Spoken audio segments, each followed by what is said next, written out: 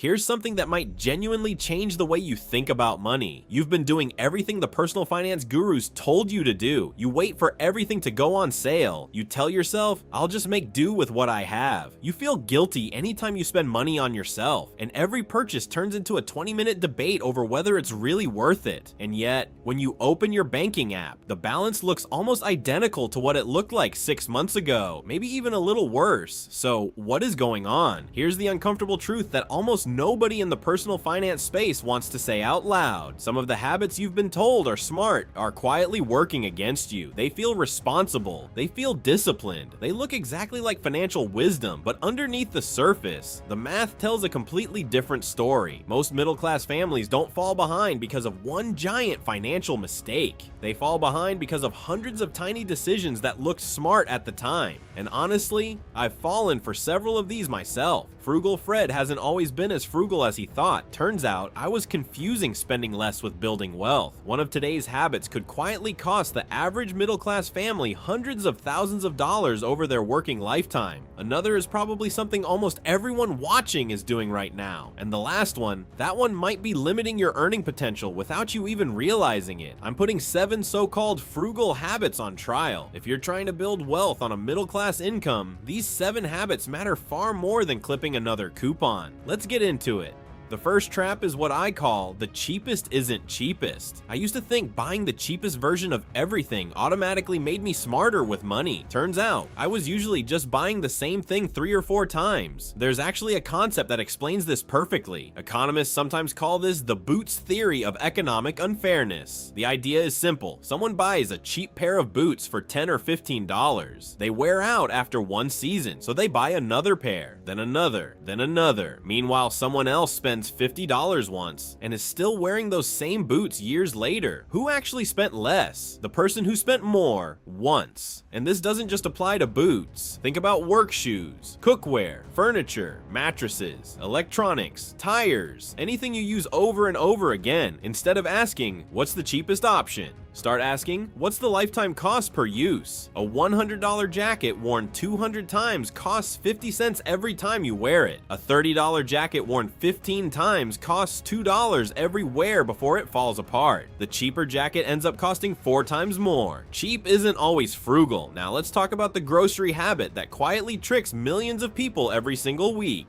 The coupon trap. Now let me be clear, there is absolutely a smart way to use coupons. If you already plan to buy something and you happen to have a coupon, use it. That's real savings, but that's not how most people actually coupon. Most people find deals, then build purchases around those deals. Studies have found that people who aggressively use coupons often end up wasting more food. The coupon encourages overbuying. The overbuying creates waste. The waste wipes out much of the savings. Now let's think about something else people rarely consider: time. Imagine spending 3 hours every week organizing coupons, driving between stores, planning meals around sales, then saving maybe $30 or $40 after everything. That's roughly $10 an hour, before gas, before the mental effort, before the frustration. A much better strategy is surprisingly simple. Use coupons only for things that were already on your shopping list, then spend 1 month tracking everything you actually throw away. My guess, the food waste number will surprise you far more than your coupon savings ever will. Saving money only counts if you actually keep the savings. Quick question: which of these habits have you actually caught yourself doing? Be honest. I've definitely been guilty of a few myself. Let me know down in the comments. I'll read every one of them, and some of my favorite video ideas will come directly from your experiences. Next up, this habit feels responsible right up until it hands you a 4-figure repair bill. The maintenance debt. Imagine 2 neighbors. Same car, same model, same mileage. One spends $55 on routine oil changes. The other keeps putting it off because money feels tight this month, then next month, then the month after that. Fast forward a year, one spent $55, the other is staring at an engine repair worth well over $1,000. That $55 wasn't really an expense. It was insurance against a much bigger loss. And this doesn't stop with cars, dental cleanings, home maintenance, HVAC tune-ups, annual health checkups. Again and again, preventive spending costs a fraction of waiting until something breaks. One of the biggest money mistakes people make is confusing delayed spending with avoided spending. spending. Those aren't the same thing. In many cases, delaying the expense simply makes it larger. You didn't save $55. You created a $1,000 problem. That isn't avoiding a cost, it's delaying one. Now, this next one is probably going to divide the comments. The savings illusion. Let's be clear, saving money is responsible. Every household should have an emergency fund. That's not what I'm arguing. The problem is when people mistake saving for investing. Those are two completely different jobs. A savings account is designed to protect your liquidity, not build long-term wealth. If your long-term wealth is sitting in a standard savings account for years, inflation quietly chips away at its purchasing power. Your balance might look almost the same, but what that money can actually buy slowly shrinks. Now compare that with long-term investing. Historically, diversified low-cost index funds have produced significantly higher long-term returns than cash, although they also come with market risk and periods where values decline. They're different tools for different jobs. Savings accounts are for emergencies. Investments are for building future wealth. Saving protects what you have. Investing builds what future you will live on. The mistake isn't having savings. The mistake is asking your emergency fund to do your investment's job. Sometimes playing it safe can quietly become the riskiest financial decision of all.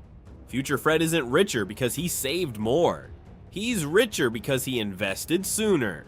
Speaking of spending more than you realize, next is the bulk buying trap. Warehouse stores really can save you money. That's true, but only if you actually use everything you buy. That's the part people forget. Imagine buying the giant bag of avocados because they're cheaper per avocado. You feel like you won. A week later, half of them end up in the trash. Did you actually save money? Not even close. Research consistently shows bulk buying lowers the cost per unit, but those savings disappear surprisingly fast when food goes to waste. And food waste is already a massive problem. The smartest bulk purchases are usually products you know you'll use at a predictable pace. Toilet paper, dish soap, laundry detergent, canned goods, dry staples, things that won't spoil before you need them. Perishable foods, only buy what you'll realistically finish, even if the smaller package costs a little more per unit. Here's a simple challenge for the next week. Before buying anything in bulk, ask yourself one question: will I actually use every single one of these? That one question can save you far more money than chasing the lowest unit price, because the cheapest food is the food you actually eat. Next, this one completely changed how I think about being cheap.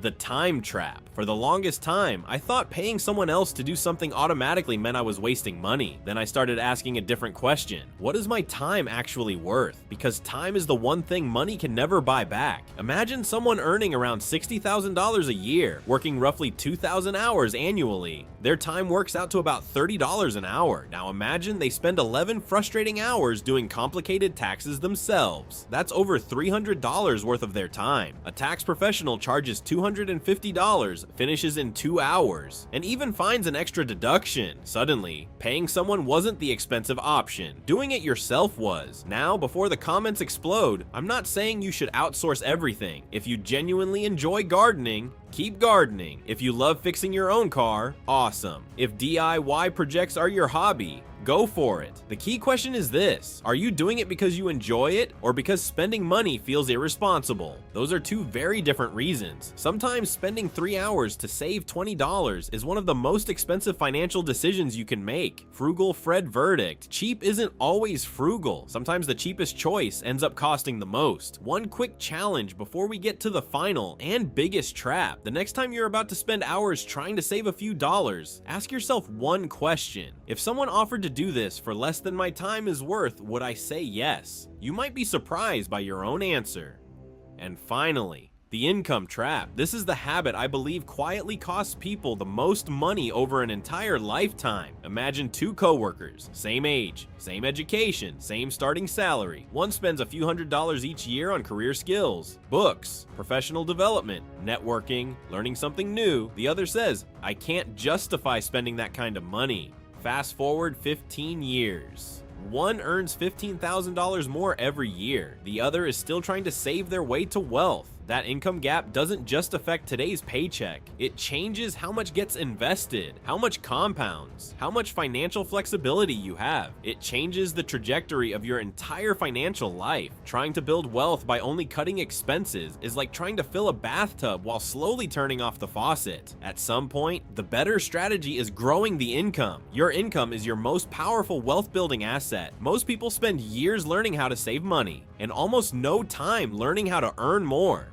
Future Fred isn't grateful that present Fred clipped every coupon. He's grateful that present Fred invested in himself. Sometimes, the highest return investment you'll ever make is you. So here's the thread running through every one of these traps. Every one of these habits has the same blind spot. Present you sees today's price.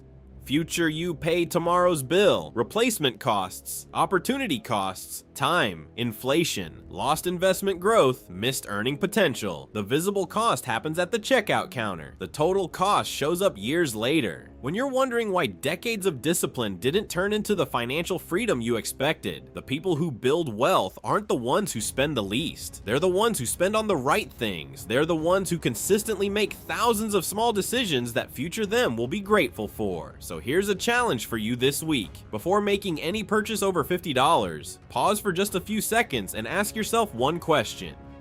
What's the lifetime cost per use?